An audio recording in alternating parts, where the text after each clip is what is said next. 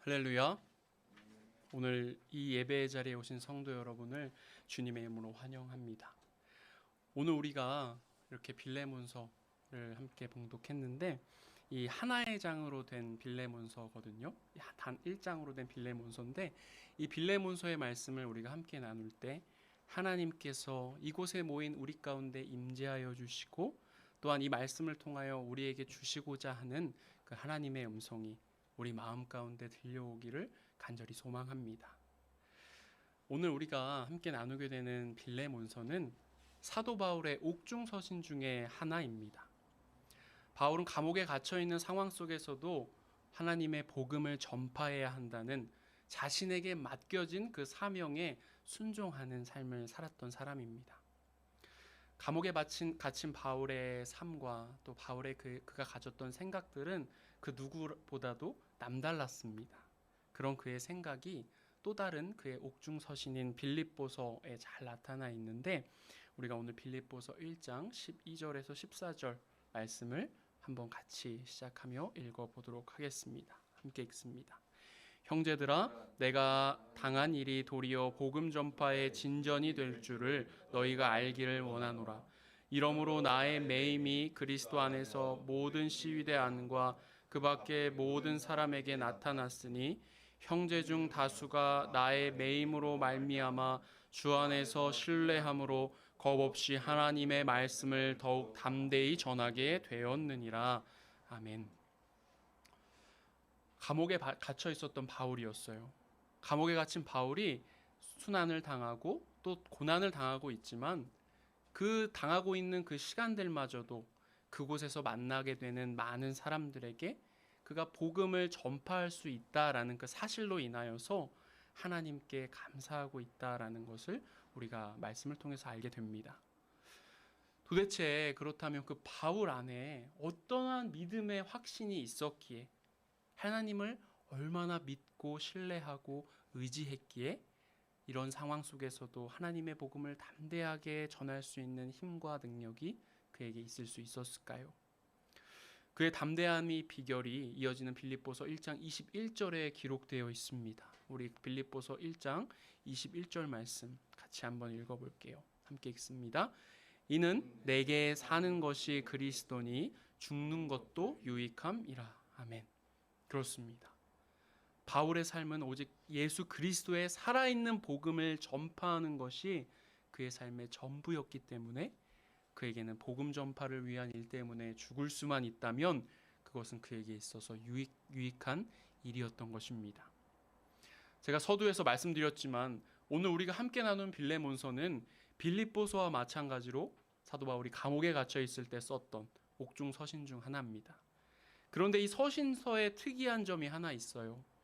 바울의 다른 서신서들이 다른 여러 사람과 교회를 향하여 보내졌던 서신이었다, 편지였다라고 한다면 이 오늘 우리가 함께 나누게 되는 빌레몬서는 단 한 사람만을 위한 편지, 서신서였다는 것입니다.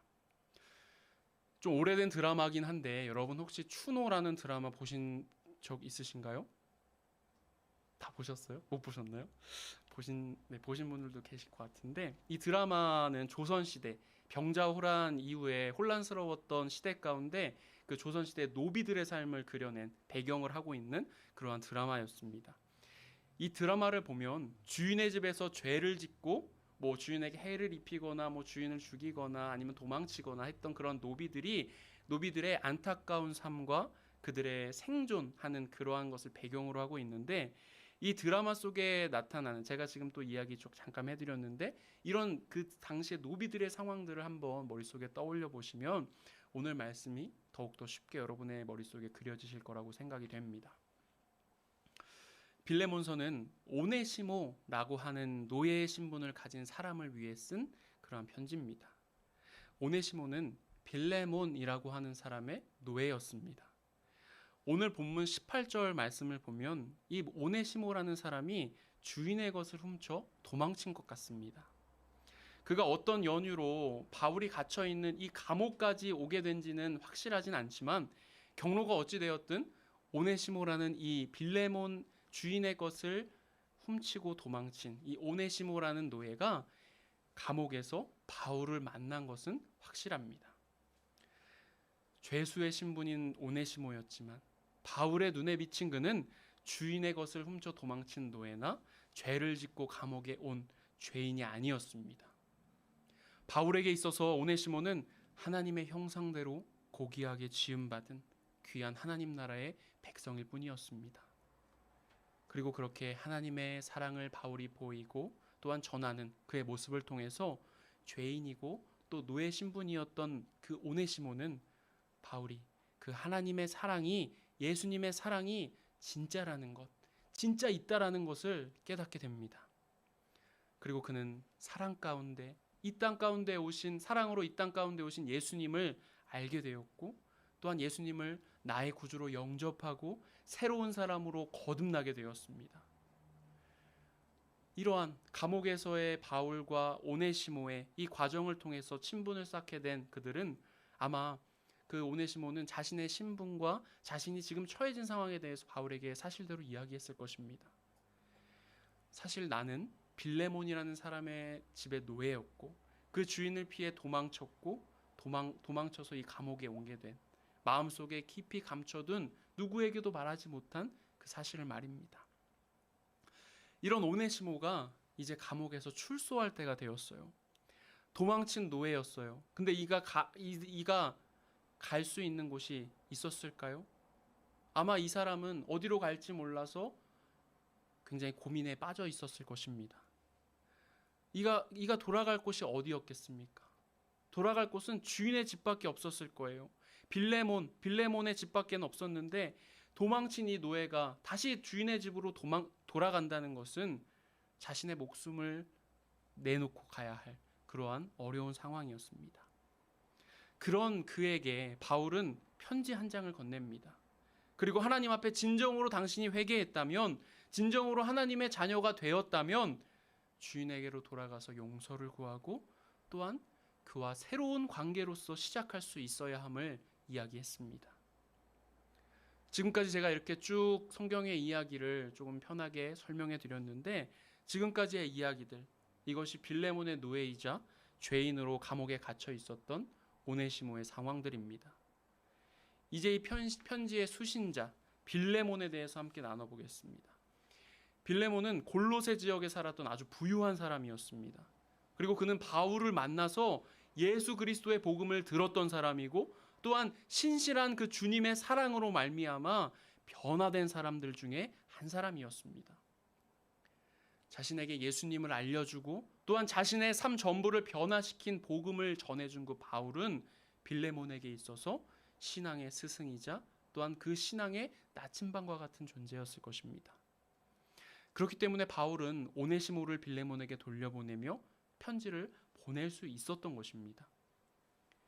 이 편지의 본론의 시작이 오늘 본문의 말씀 빌레몬서 1장 8절부터의 내용인데요. 빌레몬서 1장 8절부터 12절까지의 내용을 제가 한번 읽어보겠습니다. 이러므로 내가 그리스도 안에서 아주 담대하게 내게 마땅한 일로 명할 수도 있으나 도리어 사랑으로서 간구하노라. 나이가 많은 나 바울은 지금 또 예수 그리스도를 위하여 갇힌 자 되어 갇힌 중에서 낳은 아들 오네시모를 위하여 내게 간구하노라. 그가 전에는 내게 무익하였으나 이제는 나와 내게 유익함으로 내게 그를 돌려보내노니 그는 내 신복이라. 빌레몬에게 있어서 이 오네시모라는 존재는, 그리고 그에 대한 빌레몬의 그 가지고 있었던 마음이 어땠을까요? 정확하게 무엇인지는 알 수 없지만 오네시모는 빌레몬에게 불이한 일, 손해를 끼쳤던 일을 행했던 것은 분명합니다.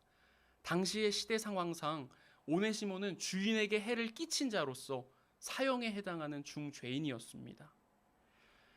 당시에 이 노예들의 삶을 장로교회 창시자 존 칼빈은 자신의 책에서 이렇게 표현하며 그들에게 관용이 필요함을 이야기했었습니다. 존 칼빈의 짧은 글을 제가 읽어보겠습니다. 로마 시대 한 종이 주인의 곁에서 술잔 시중을 들다가 실수로 술잔을 땅에 떨어뜨렸습니다. 그러자 분노한 주인이 그를 연못에 집어던지라고 명했습니다. 그는 즉시 악어의 밥이 되었습니다. 어떤가요? 이렇게 로마 시대, 즉 바울이 활동하던 시대에는 노예의 생명이 사람의 생명이 아니었습니다. 노예의 생명은 주인의 손에 달려있는 생명이었습니다. 그래서 이 오네시모 또한 빌레몬의 의사에 따라 죽임당할 수도 있었던 처지였던 것이죠. 그런 오네시모가 자신의 스승인 바울의 편지를 손에 들고 자신을 찾아온 것입니다. 아마 저였다면 화를 누르며 그 편지를 한번 읽어보았을 거라고 생각돼요. 이 편지를 통해서 바울은 오네시모가 과거에는 당신에게 무익한 종이었고 또 피해를 끼친 사람이었을지 모르겠지만 이제는 이 사람도 예수 그리스도를 영접하고 변화되어서 나에게나 당신에게나 유익한 사람이 되었다라고 변호하고 있습니다. 또한 바울은 거기에서 그치지 아니하고 그를 12절에서 신복이라고 표현하고 있는데요. 이것을 영어 성경에서는 my heart, 나의 심장이라고 표현하고 있습니다.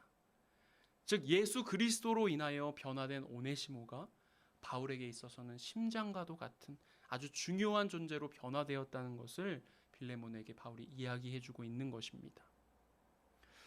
여러분, 우리 이런 말 참 많이 하죠. 사람 안 변해, 사람 진짜 안 변해, 이런 말 참 많이 합니다. 맞습니다. 사람이 변하는 거 정말 쉬운 일이 아니죠. 하지만 여러분, 사람도 진짜 안 변합니까? 사람도 변화합니다. 한 사람이 진정으로 변화하였다면 또 그 또한 우리는 그 사람을 인정해 줄 수 있어야 하고 또 변화된 그를 우리가 받아들여 줄 수 있어야만 합니다. 생각해 보세요. 오늘날 우리에게 하나님의 말씀을 통하여 많은 진리와 은혜를 끼치고 있는 오늘 이 말씀에 쓴 사람 바울의 삶이 어땠었습니까? 바리새인으로서 로마의 시민으로서 그 당시 세상의 권력과 명예가 그의 앞에 놓여져 있던 사람이었습니다. 또한 그는 예수님을 핍박하고 예수님을 믿는 사람들을 잡아서 죽이기 혈안되었던 사람이었습니다. 그런 바울에게 예수님께서 찾아오셨습니다. 그리고 살아계신 예수 그리스도를 만난 그 바울은 예수를 핍박하는 사명을 가진 사람에서 예수를 위해 핍박받는 복음 전파의 사명을 가진 사람으로 완전하게 변화되었음을 우리가 알고 있지 않습니까? 누가 이러한 바울의 믿음의 변화를 거짓이라고 손가락질하거나 의심한 사람이 있습니까? 우리는 예수님께서 바울을 완전히 그리스도의 사람으로 변화시키셨음을 믿고 있습니다. 마찬가지입니다. 오늘 말씀의 이 오네시모 또한 예수님으로 인하여서 복음의 그 진리로 인하여서 완전하게 변화된 사람입니다. 바울이 편지에서 이야기하는 오네시모의 변화, 그리고 사도 바울의 변화, 이러한 변화들이 우리들의 변화가 되기를 간절히 원합니다. 우리 또 이런 말 많이 들어요. 교회에서 설교 시간에 참 이런 말 많이 듣는데, 성도 여러분, 우리 세상에 그리스도의 영향력을 끼치는 사람들이 됩시다. 이런 말 정말 많이 합니다. 그런데 여러분, 우리가 그냥 그리스도인이 된 거로서 세상에 영향력을 끼치는 것이 아니에요. 세상에 영향력을 끼치려면, 즉 그리스도인으로서 세상을 변화시키려면 우리 사람이 먼저 변화되어야만 하겠습니까? 그리스도의 심장을 가진 바울의 관심 또한 세상의 변화, 또 이 세상의 체제의 변화가 아니었습니다. 그의 관심은 오직 사람에게 있었습니다. 사람의 변화에 있었습니다. 바울은 사람이 변화하면 세상 또한 변화한다는 것을 자기 자신의 변화를 통하여 이미 깨달았던 것입니다. 주님의 사랑과 복음의 말씀으로 인하여 변화된 사람들이야말로 세상을 변화시키는, 세상을 새롭게 만드는 주인공이 된다는 사실을 말입니다. 다시 오네시모의 이야기, 성경의 말씀으로 돌아와서 그가 빌레몬의 노예라는 그 자신의 신분이 없어진다라고 해서 그가 진정한 해방과 자유를 느끼며 살아갈 수 있었을까요? 그가 자신을 벌할 수도 있는 이 빌레몬 앞에 지금처럼 이렇게 당당하게 서 있을 수 있었을까요? 진정한 변화는 겉으로 보이고 불려지는 것들이 있는 것이 아닙니다.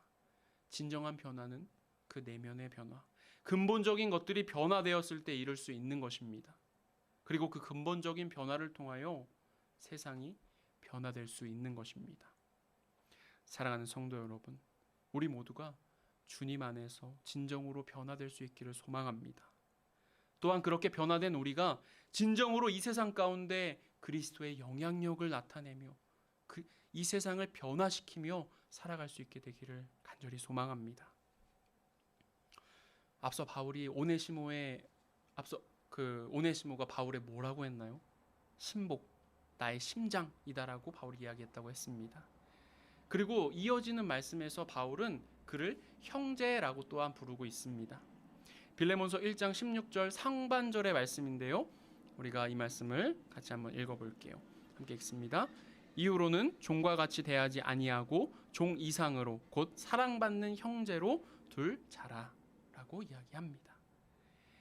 빌레몬이 아무리 신실하고 변화된 사람이라고 하지만 빌레몬의 입장에서 그 오네시모를 용서하는 것조차 힘든데 그를 노예가 아닌 형제로 대하라 라고 바울이 이야기하고 있습니다. 정말 쉬운 일이 아니었을 거예요. 하지만 그를 향한 오네시모, 그 바울의 가르침들이 그로 하여금 오네시모를 용서하게 하고 또한 종이 아닌 형제로 대할 수 있게 만들어 주었습니다. 이렇게 한 사람을 바라보는 바울의 그 마음이, 그 생각들이 갈라디아서 3장 28절에 잘 나타나 있습니다. 우리 갈라디아서 3장 28절의 말씀 함께 읽어보겠습니다. 함께 읽습니다. 너희는 유대인이나 헬라인이나 종이나 자유인이나 남자나 여자나 다 그리스도 예수 안에서 하나이니라. 아멘. 여러분, 그리스도 예수 안에서 모든 사람들은 동일한 피조물입니다. 어떠한 차별 없이 모든 사람들은 그리스도인으로서 이 땅에 존재할 뿐입니다. 그렇기 때문에 바울은 이 빌레몬에게 권면하고 있는 것입니다. 오네시모도 하나님께서 사랑하는 하나님의 사람이고 변화받고 구원받은 존재이기 때문에 너가 그를 형제로 대해줘야 한다라고 말입니다. 이것이 바로 예수 그리스도께서 보여주셨던 사랑입니다. 예수님께서는 이 세상의 잘못된 것들과 모습들과 방식들을 바로잡기 위해 이 땅 가운데 오신 것이 아닙니다. 예수님께서는 이 땅에 사람들을 위해 오신 것입니다. 이 땅의 사람들이 죄로부터 해방되어 진정한 자유를 누리고 지으신 그대로 하나님의 형상 그대로 이 땅 가운데 살아가기를 원하고 계신 것입니다. 이것이 정말 우리가 이 시대 가운데 하나님의 음성으로 우리 마음 가운데 품고 살아갈 그러한 말씀입니다. 세상의 사람들은 타인을 대할 때 오늘 우리 집사님께서도 기도 중에 말씀해 주셨지만 외형적인 모습에 많은 관심을 갖습니다. 인종이 뭔지, 얼마나 배웠는지, 직장이 무엇인지 이러한 상대적인 잣대로 한 사람을 평가합니다. 거기에 더하여 나와 수준이 맞는 사람, 나에게 유익이 되는 것 같은 사람만 관계를 맺고 살아갑니다. 바울은 이러한 세상과 사람들에게 분명하게 선포합니다. 형제로 대하라. 그를 너와 똑같은 사람으로 하나님의 사랑을 받는 아주 소중한 존재로 여기라고 말입니다. 사랑하는 성도 여러분, 온전한 사랑을 경험한 사람만이 온전하게 사랑할 수 있는 것입니다. 그리고 우리는 이미 그 온전한 하나님의 사랑을 받은 사람들이에요. 독생자를 주시면서 우리를 온전하게 사랑하신 하나님의 사랑을 우리는 느끼며 살아가고 있다는 사실입니다. 그렇기 때문에 우리는 그리스도의 심장을 가진 사람들입니다. 그리스도의 심장을 가진 우리가 주님이 주신 그 온전한 사랑을 전하며 또한 베풀며 살아갈 수 있기를 원합니다. 오늘 말씀을 마치겠습니다. 빌레몬서는 빌레몬이라는 자에게 보내진 아주 짧은 편지입니다. 그리고 그 내용 또한 도망친 노예를 용서하고 형제로 받아들여 줘라. 간단하다면 아주 간단한 내용의 편지입니다. 그런데 이 편지가 담고 있는 그 의미는 결코 간단하지가 않아요. 이 말씀을 통하여 우리는 우리를 향한 하나님의 크신 사랑을 깨닫게 됩니다. 그리고 하나님의 그 사랑에 빚진 자인 우리가 어떻게 이 세상을 살아가야 하는지 우리에게 이 말씀을 통하여 가르쳐주고 계십니다. 우리는 누구를 통하여 하나님의 자녀가 되었습니까? 예수 그리스도를 통하여 우리는 하나님의 자녀로 불러 세움 받았습니다. 우리는 예수 그리스도를 통하여 우리의 신분이 변화된 사람들입니다. 우리 모두가 하나님 안에서 무익한 자가 아니라 유익한 자가 되기를 원합니다. 우리 모두가 예수님 밖에 있는 존재가 아니라 예수 안에 거하는 존재가 되기를 원합니다. 그리고 모든 형제들을 진실하게 대하며 또한 이미 받은 그 사랑으로 그 형제들을 사랑하고 또 안아주며 살아갈 수 있기를 원합니다. 그럴 때 그 사랑으로 말미암아 한 사람 한 사람이 변화되고 그 변화된 사람들이 모여서 이 세상이 하나님의 나라로 변화되기를 간절히 소망합니다. 사랑하는 여러분, 이것이 바로 복음이 주는 능력입니다. 우리가 주님의 사랑을 깨닫고 또한 그것을 행하며 살아갈 때 복음의 진정한 능력이 이 땅 가운데 실현되는 것입니다. 복음의 진정한 능력은 한 사람을 변화시키면 물론 주변의 모든 사람과 또한 이 세상을 변화시켜 간다는 것을 믿고 또한 우리가 삶으로 행하며 살아가는 우리 모두가 되기를 간절히 기도하고 소망합니다.